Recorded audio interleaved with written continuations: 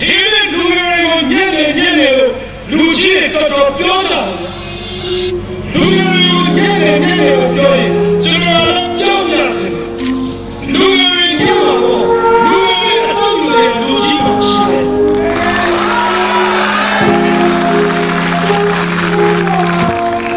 လူငယ်မောင်လို့စဉ်းစားကြည့်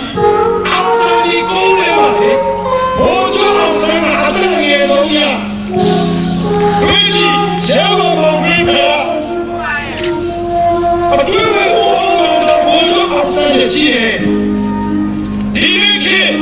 လူငယ်ရဲ့ရှေ့လူကြီးလူငယ်တွေကိုမယုံဘူးမခိုင်းဘူးနေရပြီ